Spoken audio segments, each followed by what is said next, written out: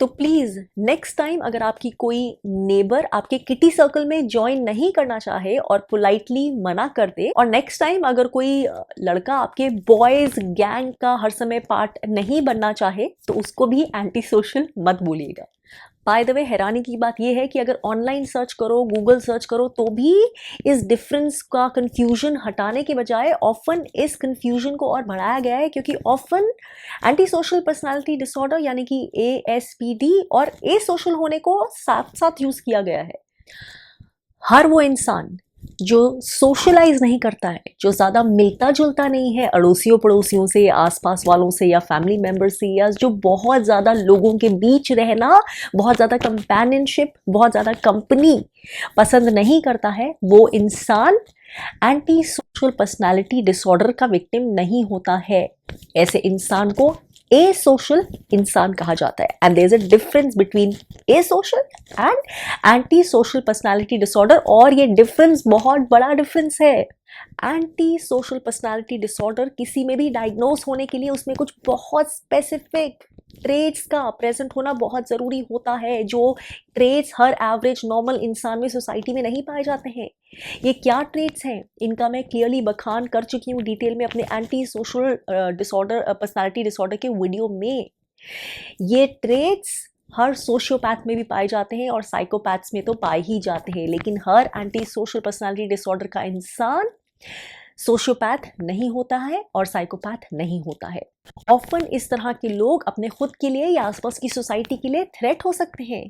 उनका बिहेवियर और उनके एक्शंस बहुत ज़्यादा अग्रीएबल नहीं होते हैं, प्लेजेंट नहीं होते, हेल्पफुल नहीं होते हैं, कंपैशनेट एम्पैथेटिक नहीं होते हैं। लेकिन हर वो इंसान जो एक वैसे नॉर्मल फंक्शनिंग ह्यूमन बीइंग है, लेकिन सिर्फ दूसरों से ज़्यादा मिलना जुलना, ज़्यादा भीड़ भाड़, ज़्यादा इंटरेक्शन उसको पसंद नहीं है, वो एंटी सोशल पर्सनालिटी डिसऑर्डर का नहीं होता है, वो सिर्फ और सिर्फ ए सोशल होता है। ए सोशल होने के बहुत सारे रीजंस हो सकते हैं। ऑब्वियसली हो सकता है वो इंसान थोड़ा इंट्रोवर्टेड हो, उसको बहुत ज़्यादा लोगों के बीच में अनकंफर्टेबल लगता हो, ऑकवर्ड लगता हो, या फिर उसको किसी तरह की सोशल एंग्जाइटी फील होती हो, या फिर उसको अपनी कंपनी जेन्युइनली पसंद आती हो, उसको सॉलिट्यूड में रहना, अपनी हॉबीज़ को अकेले बैठ के परस्यू करना या इंट्रोस्पेक्शन करना, सेल्फ रिफ्लेक्ट करना, अकेले बैठ के मूवी देखना या कोई किताब पढ़ना कई दर्जे ज़्यादा पसंद है एज़ कम्पेयर टू बाहर डांसिंग जाना या क्लब हॉपिंग करना। या फिर कोई इंसान जेन्युइनली हो सकता है कि बहुत ज़्यादा भीड़ का पार्ट बन बन के टायर्ड हो चुका हो और अब वो अपनी लाइफ में कॉन्ट्रास्ट चाहता हो और एक नए तरह का लाइफस्टाइल चाहता है जिसमें वो अपने लिए सिर्फ सेल्फ स्पेस क्रिएट कर रहा है।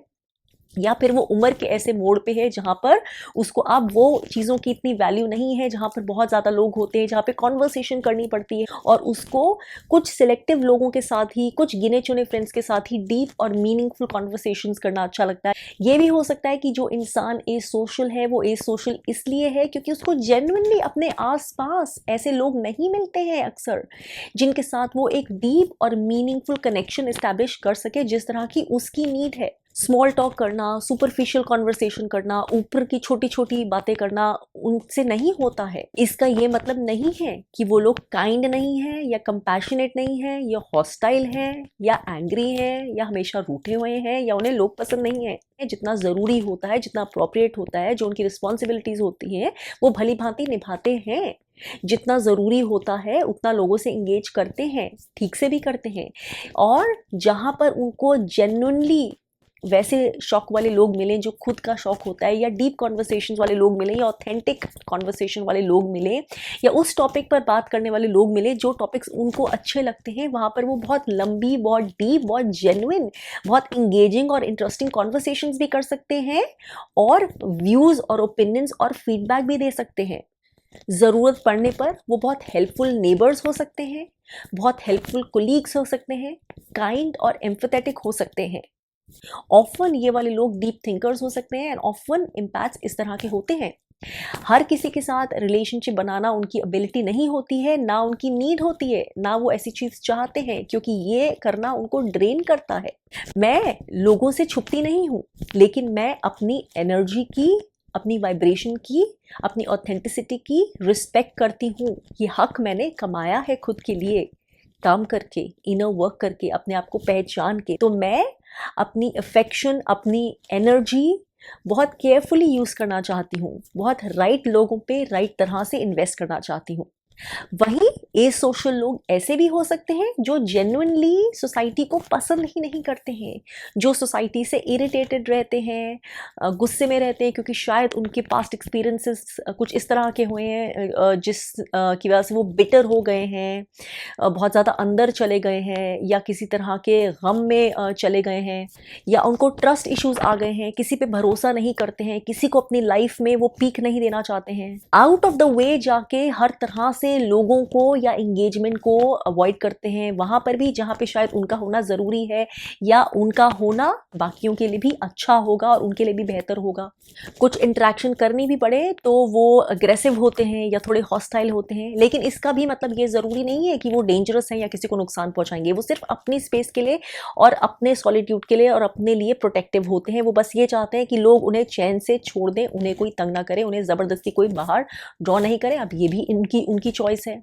और ए सोशल होने का ये भी एक रीज़न हो सकता है कि कोई लोग जेन्युइनली ऐसी जगह पे रहते हैं जहाँ पर आसपास दूर दूर तक कोई बहुत ज़्यादा लोग हैं ही नहीं, ऑप्शंस ही नहीं है, चॉइस ही नहीं है। फॉर एग्जाम्पल वो किसी पहाड़ की चोटी पर रहते हैं या फिर किसी ऐसे बहुत डिजर्टेड एरिया में रहते हैं, या फिर कोई इस तरह के देश में रहते हैं जहाँ पर उनको किसी कारणवश रहना तो पड़ रहा है, लेकिन उनको वहाँ पर इंगेज करने के लिए कोई कॉमन फैक्टर नहीं मिलता है, कॉमन भाषा नहीं है, उनके जानने वाले कोई लोग नहीं है, या वहाँ के लोग उनको कोई बहुत ज़्यादा फ्रेंडली नहीं मिलते हैं, वो किसी से फ्रेंडशिप नहीं कर पा रहे हैं, कल्चर में इंटीग्रेट नहीं हो पा रहे हैं। तो इस वजह से भी वो लोनली हैं और वो ए सोशल हो गए हैं, क्योंकि उनके पास कोई जेन्युइनली इंट्रैक्शन करने के लिए है ही नहीं। हो सकता है कोई जेन्युइनली शाय है, जेन्युइनली रिजर्व्ड है और वो एक दो लोगों से बातचीत तो कर सकता है, लेकिन बहुत ज़्यादा सोशल एक्सपेक्टेशंस उससे पूरी नहीं होती हैं। तो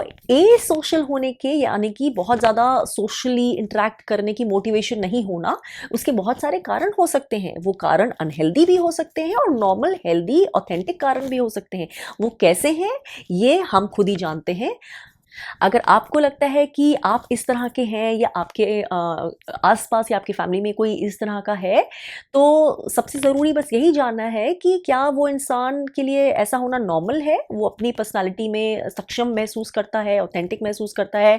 एक एवरेज इंसान जितना बैलेंस्ड होता है इमोशनली, जितना उसका हैप्पीनेस लेवल होता है, क्या उस तरह का उसमें फील होता है आपको, या फिर कोई अनहेल्दी नेगेटिव ट्रेट्स या टेंडेंसीज फील होती हैं। फॉर एग्जाम्पल हो सकता है वो ए सोशल इसलिए हो क्योंकि वो बहुत ज़्यादा डिप्रेस हो गया है, या कोई इंसान ड्रग अब्यूज़ कर रहा है इसलिए वो बिल्कुल सोसाइटी से विड्रॉन हो गया है। हो सकता है कि कोई इंसान किसी टेम्पररी ट्रॉमा के थ्रू गुजर रहा हो और इस वजह से भी वो ए सोशल हो गया हो। फॉर एग्जाम्पल हो सकता है there has been a loss in the family, कोई ग्रीफ चल रहा हो, कोई डीप सैडनेस चल रही हो, कोई बहुत हार्श क्राइसिस चल रही हो लाइफ में। लेकिन अगर इस तरह के कोई नेगेटिव रीजंस नहीं है ए सोशल होने के, तो आई थिंक वो एक हर इंसान का राइट होता है, चाहे वो रीजन बाकियों को पता हो या ना पता हो। हाँ, अगर पता होता है तो लोग शायद थोड़ी कैपेसिटी रखते हैं अंडरस्टैंडिंग देने की, समझने की।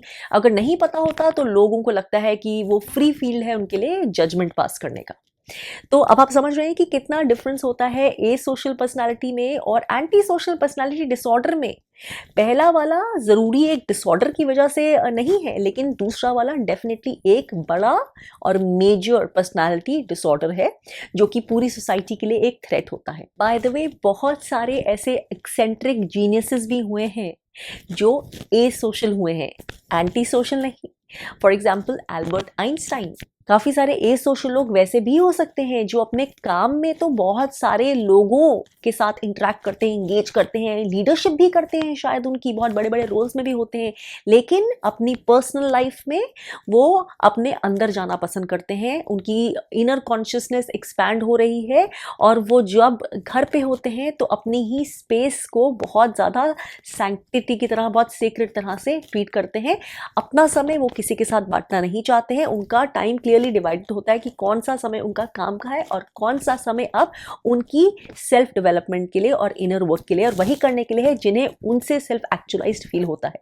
तो ये कॉम्बिनेशन भी डेफिनेटली लोगों में हो सकता है और वो दोनों एस्पेक्ट्स अपनी पर्सनालिटी की बहुत अच्छे से निभा सकते हैं, बहुत अच्छे से इंटीग्रेट कर सकते हैं। स्टीव जॉब्स भी शायद कुछ इसी तरह से थे। और काफी सारे एक्सेंट्रिक जीनियसेस भी ऑफन लोनर्स हुए हैं या फिर एसोशल कह सकते हैं। इब्राहिम लिंकन जो एक समय पर यूनाइटेड स्टेट्स के बेहतरीन प्रेसिडेंट थे, one of the best the USA has ever had, और जिन्होंने स्लेवरी को भी अबॉलिश किया था। निकोला टेस्ला भी इसी तरह के थे, और बहुत सारे well known poets, writers, painters इसी कैटेगरी को बिलोंग करते आए हैं। ऑफन बहुत ज़्यादा पावरफुल, क्रिएटिव और ओरिजिनल वर्क किसी भी फील्ड में या फिर अपने ही अंदर बहुत डीप चले जाने का काम भीड़ में नहीं हो सकता है। तो प्लीज़ ऐसे लोगों को एंटी सोशल पर्सनालिटी डिसऑर्डर का नाम देने की गलती मत करिएगा। कुछ एसोशल लोग ऐसे भी हो सकते हैं जो अनकाइंड नहीं है, जो जान के लोगों को नुकसान नहीं पहुंचाना चाहते या हर्ट नहीं करना चाहते, लेकिन उनको जेन्युइनली नहीं आता है कि लोगों को खुश करके कैसे रहना है या अच्छी अच्छी बातें कैसे करनी है, और वो सरप्राइज्ड होते हैं ये जानकर अगर उन्हें कोई बताए कि उनके बिहेवियर ने या एक्शंस ने किसी को हर्ट किया है। और ऑब्वियसली ऐसे एसोशल लोग भी कुछ हो सकते हैं जो वैसे एंटी सोशल पर्सनालिटी डिसऑर्डर के अंदर नहीं आते हैं, लेकिन वो एक्चुअली अग्रेसिव हैं, एक्चुअली हॉस्टाइल हैं, और जिनसे अधिकतर लोग बहुत ज्यादा दूर ही रहना पसंद करते हैं, खासकर उनकी रेपुटेशन की वजह से। सब इंसान, सब पर्सनालिटी, सबकी नीड्स, सबकी डिजायर्स एक जैसी नहीं होती हैं। तो जरूरी नहीं है अगर आप बहुत एक्सट्रोवर्टेड हैं या आपको बहुत ज्यादा लोगों के बीच में मजा आता है या मजा नहीं भी आता तो भी आप बहुत ज्यादा कॉन्शियस है अपनी सोशल नेटवर्किंग के बारे में, तो बाकी सारे इंसान ऐसे ही हों। और अगर वो ऐसे नहीं है तो प्लीज नेक्स्ट टाइम उन्हें एंटी सोशल मत बोलिएगा। कॉमन टर्म्स का और क्लिनिकल टर्म्स का सही इस्तेमाल करिए। यूज योर टर्म्स राइट, ये हम सभी के लिए बेहद जरूरी है।